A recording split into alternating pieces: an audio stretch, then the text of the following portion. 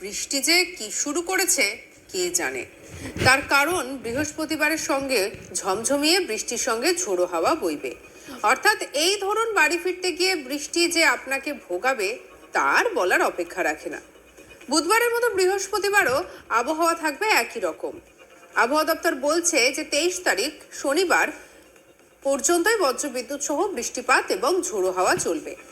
উত্তর থেকে দক্ষিণ সর্বত্র একই অবস্থা থাকবে। আর এই সময় এই ধরনের বৃষ্টিস্নাত আবহাওয়ার জন্য জানেন কে দায়ী? বায়ুমণ্ডলের নিচের স্তর এবং উপরের স্তরের পরিস্থিতি। মেঘলা আকাশ, দিনভর বিক্ষিপ্ত বৃষ্টির পরিস্থিতির জন্য নিচু স্তরের প্রচুর পরিমাণে জলীয় বাষ্পপূর্ণ বাতাসে সম্মিলিত সব দিক থেকে প্রবেশের দরকার। বঙ্গোপসাগরে বিপরীত ঘূর্ণাবর্ত যে কোনো জায়গায় বাতাসের উৎপত্তির কেন্দ্রস্থল। এই বিপরীত ঘূর্ণাবর্তের অবস্থান যত দূরে হবে ততই বৃষ্টিপাতের সম্ভাবনা কম হবে। বর্তমানে পরিস্থিতি ভীষণভাবে অনুকূল বলেই এই বৃষ্টিপাত হচ্ছে। বৃহস্পতিবারও একই পরিস্থিতি থাকবে। বুধবার সর্বোচ্চ তাপমাত্রা স্বাভাবিকের থেকে 13 ডিগ্রি নিচে রয়েছে। সর্বনিম্ন তাপমাত্রা স্বাভাবিকের থেকে 5 ডিগ্রি নিচে রয়েছে। এবং যেটা দেখা যাচ্ছে যে শুক্রবার দক্ষিণবঙ্গের সব জেলায় সর্বোচ্চ তাপমাত্রা 28 ডিগ্রির মধ্যে থাকবে। আগামীকাল 22শে মার্চ থেকে তাপমাত্রা 30 ডিগ্রির ঘরে প্রবেশ করবে।